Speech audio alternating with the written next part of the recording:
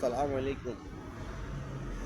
ছাত্রলীগ আওয়ামী লীগের পোলাপানগুলা কান্না করতেছে, শুনতেছি যে তুরাগ নদীতে নাকি এগো সহকর্মীর লাশ পাওয়া গেছে। 7 জন নিখোঁজ, 7 জনের লাশে নাকি পুরো তুরাগ নদী ভাসে গেছে। তো এখন আমার প্রশ্ন হইল, তুরাগ নদীতে 7 জন লাশে যদি লাশের মিছিল হয়, তাহলে বুড়িগঙ্গার নদীতে তৎকালীন সময় ওই যে জিয়াউল হক রেদি হাজার হাজার মানুষের লাশ দিয়ে বুড়িগঙ্গাতে ফালাইছে গুলি করি। বুড়িগঙ্গার নদীর পানিগুলো তো রক্তে লাল হয়েছে। আর তুরাগ নদীতে যদি 7 জন ফালাই থাকে, তাহলে নারায়ণগঞ্জের 7 খুনের কথা কি মানুষ ভুলে গেছে? নারায়ণগঞ্জের 7 খুন যে খুন করি, ফ্যাট কাড়ি, ফ্যাটের মধ্যে সিমেন্টের বস্তা বাঁধি দিয়ে ফালা দিছে, জাতি কি এগুলো ভুলে গেছে? গত বছর আমগো শহীদ ওসমান হাদিরে গুলি করছে ছাত্রলীগে। তখন বলছিলাম যে একজন ওসমান হাদিরে তোরা বাংলাদেশে মারবি, 100 জন ছাত্রলীগ বা আওয়ামী লীগের মৃত্যু হইব। ইদানিং হইতেছে 2-4টা করে বিভিন্ন জায়গায় ছাত্রলীগরা মারা যাইতেছে। এতে আফসোসের কিছু নাই, আমরা আনন্দ উৎসব করি, কারণ এটা তোদের পাওনা ছিল।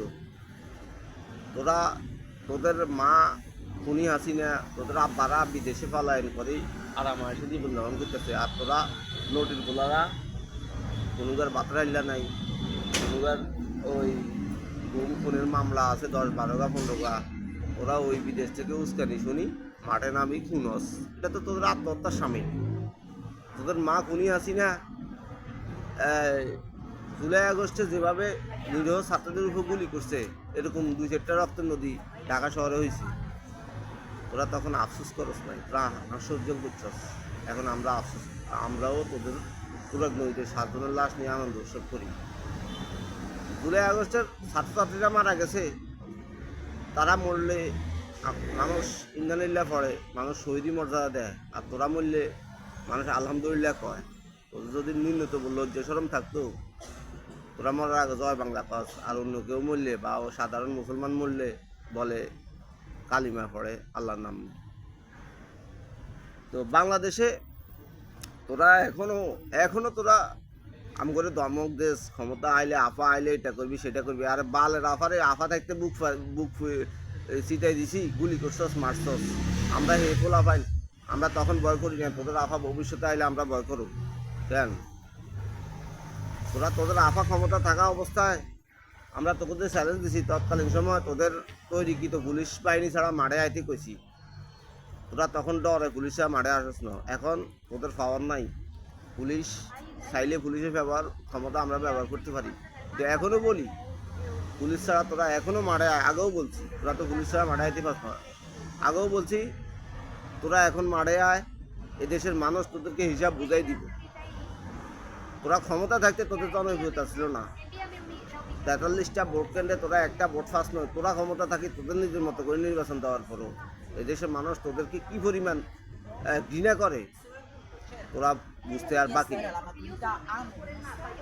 এদেশের তোরা যে এখন আমাদেরকে ঠেট দেশ, 16 কোটি মানুষের মধ্যে তোরা সংখ্যায় যে কয়েকটা 16 কোটি মানুষ প্রস্তাব করে দিলে তোরা বাসে যাবি গই। এখনও তোরা ঠেট দেশ ফেসবুকে, তোরা আফা আইলে বাল ফালা দিয়ে এটা করবি সেটা করবি। আফা থাকতে তোরা বাল ফালাইতে পারস না। সারা পৃথিবীতে জার্মান জন বিশ্বযুদ্ধের সময় নাসি বাহিনী দিয়ে সারা পৃথিবীর মানুষের উপর অন্যায় অত্যাচার চালাইছে। পরবর্তীতে হিটলারের পতন হওয়ার পরে এই নাসি বাহিনীরে সারা পৃথিবীর বিভিন্ন জায়গা থেকে খোঁজ করিয়ে আনি ফাঁসিতে ঝুলাইছে, এবং পৃথিবীর সব জায়গায় লাঞ্ছিত হয়েছে। তোরা সেই নাসি বাহিনীর মতো একটা দুইটা করি সর্বশেষ গত কয়েক বছর আগে নাসি বাহিনীর এক সদস্যেরও ফাঁসিতে ঝুলাইছে, বিচার করছে। তোদেরকেও এরকম একটা দুইটা করে কারো করে মারিয়ে নেবো, নদীতে ফেলাই দিব, গুম করিয়ে নেবো, পরিবার থেকে করবো। এতে দুঃখ করার কিছু নাই। আর বাকি যারা থাকবো তাদের বিচার তা না হইবে। আর মনে রাখবি, তোদের মা খুনি হাসিনার উস্কানি দিতে মাঠে নামবি, তোদের জীবন যাইব। কিন্তু তোরা মূল্যে মানুষ আলহামদুলিল্লাহ বললো শহীদি মর্যাদাও পাইবি না। মনে করিস না যে আওয়ামী লীগের লাই জয় বাংলা বলি মরি গেলে তোরা তো জান্নাতে চলে যাবো। জান্নাত তো সোজানো, অন্য কেউ মূল্যে হাজার হাজার মানুষ জানা যায়, তোদের মূল্যে জানা যায় মানুষ খুঁজে পাওয়া যায় না। ধন্যবাদ সবাইকে।